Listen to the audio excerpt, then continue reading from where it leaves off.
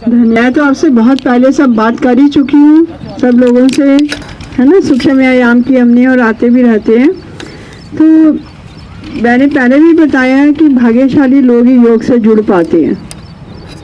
तो अपने आप को कम मत मानिए और नियमित योग साधना करिए। ये केवल शरीर और मन को स्वस्थ नहीं रखता। योग का मतलब होता है आपके शरीर के अंदर जो आत्मा रहती है। आपको मालूम है शरीर में एक आत्मा भी कोई चीज़ है? मालूम है? जब वो आत्मा निकल जाती है तो शरीर मुर्दा हो जाता है, फिर उसका नाम भी नहीं रहता। तो वो आत्मा और परमात्मा को मिलाने का काम योग करता है। योग का अर्थ है जुड़ना। तो आप भगवान से मिलने के लिए योग की कक्षा में आए, ऐसा मन में सोच के आया करें। और सुबह नहा कर आए तो बहुत ही अच्छा है, आपको अच्छा लगेगा। हम पूजा करते हैं तो नहा के करते हैं ना। तो ऐसे ही अब योग की कक्षा में आए, अब तो गर्मियाँ आ गई हैं तो चाहे पानी के 2 मग डाल के आ जाए, नहा कर आए।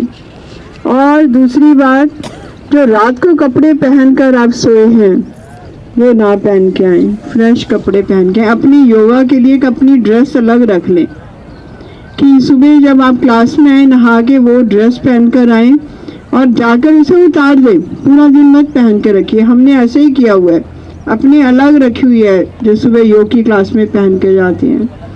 इससे क्या होता है कि हमारी साधना बहुत अच्छी होती है। आप देखेंगे कि अगर आप इन छोटी छोटी बातों का, नियमों का पालन करेंगे तो आपकी साधना में बहुत ही अच्छे आप उन्नति करेंगे।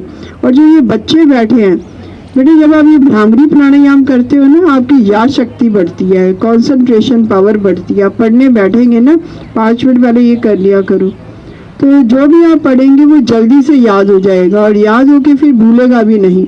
तो भ्रामरी प्राणायाम बहुत ही लाभकारी है। और अभी जैसा आप बता रहे थे, आप 10 मिनट प्राणायाम को देते हैं। मेरी आपसे प्रार्थना है कि आप 20 मिनट प्राणायाम कराइए। आसन से भी ज़्यादा ज़रूरी है प्राणायाम करना। जो आपके शरीर के अंदर शारीरिक लाभ तो होता ही है, सारे हार्मोन आपके बैलेंस होते हैं। और दूसरा, आपके जो मन के अंदर परिवर्तन आता है, जो आपकी कंसंट्रेशन पावर बढ़ती है, विचारों में, भावों में जो परिवर्तन है वो आसन से नहीं आएगा, वो प्राणायाम से आता है। तो 20 मिनट आपने प्राणायाम की साधना ज़रूर करानी है। प्राणायाम को इम्पोर्टेंस कम मत दीजिए। आसन 35 मिनट के कराइए, 20 मिनट का आप प्राणायाम कराइए और 5 मिनट का ध्यान कराइए। तो ये इस तरह से आप करेंगे। और जो भी अधिकारी हैं वो पहले अपनी 15-20 मिनट अपनी व्यक्तिगत साधना ज़रूर करेंगे। जब हम अपनी साधना अलग से करते हैं तो हम और ज़्यादा अच्छे से करवा भी पाते हैं। तो सभी अधिकारियों से भी ये कहना है कि अपनी व्यक्तिगत साधना पे बल दें। और 1 घंटा क्लास में तो आप करवाएंगे ही, और जब करवाएं तो खुद ना करें। जो भी करवा रहे हैं उन्हें पूरा ध्यान दें एक एक साधक पर। कोई गलत कर रहा है तो उसे ठीक कराएं। और आप जो भी लोग आज आए हैं, आज सब लोग जाकर कम से कम एक व्यक्ति को ज़रूर बताएंगे कि कल आपने सुबह योग की कक्षा में हमारे साथ जाना है। एक एक को, अगर आज यहाँ पर 25-30 लोग हैं, आपने एक को भी कन्विंस कर लिया, राज़ी कर लिया, तो यहाँ कल संख्या 60 की हो जाएगी। तो ये एक महान पुण्य का काम आप करोगे। Health is wealth. जिसका शरीर स्वस्थ है वो दुनिया का सबसे अमीर आदमी है। लेकिन आपने ये देखा है कि जो अमीर लोग हैं वो कुछ खा ही नहीं पाते हैं, उनका हेल्थ खराब है। उन्हें डॉक्टर मना करते हैं घी तेल नहीं खाना, चीनी, मिठाइयाँ उनके नौकर खाते हैं, है ना। मिठाई के डिब्बे आते हैं वो नौकर ही खाते हैं, क्योंकि साहब को तो डॉक्टर ने मना किया हुआ है, डायबिटीज़ है, ब्लड प्रेशर है। तो वो कहे कि अमीर है। जब खा ही नहीं सकते तो वो अमीर किस बात के हुए? कोई मकान को थोड़ा ना खाएंगे, गाड़ी को थोड़ा ना, चल नहीं पाएंगे, घुटने लगा के चलें तो गाड़ी भी क्या काम आएगी, कहीं घूम ही नहीं सकते हैं। आप अगर स्वस्थ रहेंगे तो आप पूरी दुनिया घूम सकते हैं, है ना, काम अपना अच्छे से कर सकते हैं। तो इस और कोरोना में वही लोग जिंदा रह पाए जिनके अंदर रोगों से लड़ने की शक्ति थी। जो कमज़ोर लोग थे वो चले गए, जो लड़ ही नहीं पाए कोरोना से।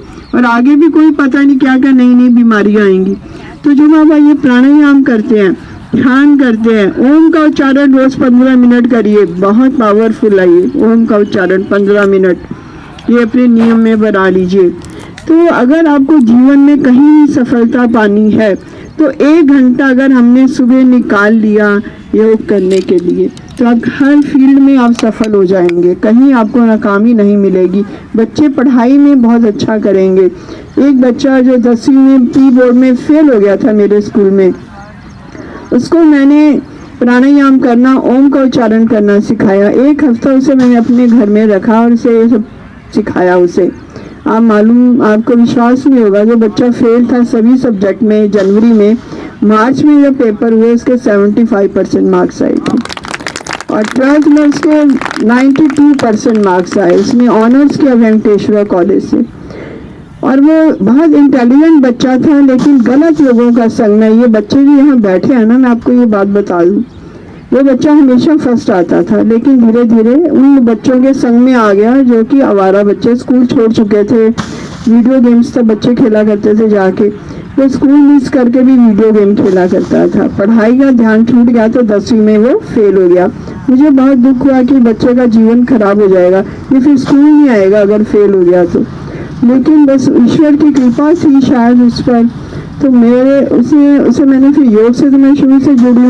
उसे जब ये मैंने प्राणायाम करना, भ्रामरी प्राणायाम, लंबे गहरे श्वास, ओम का उच्चारण, थोड़े बहुत आसन ये सिखाए उसे, और वो रेगुलर वो करता रहा। ये नहीं कि मेरे घर में 1 हफ्ता किया, वो घर में जाके भी करता था।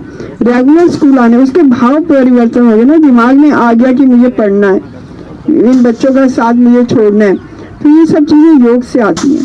तो अगर ये जो बच्चे यहाँ बैठे हैं, जीवन में आप जो महान कार्य करना चाहते हैं, पढ़ाई में एक्सेल करना चाहते हैं, अच्छे नंबर लाना चाहते हैं, तो योग से जुड़े रहिए। 1 घंटा जरूर योग साधना करिए।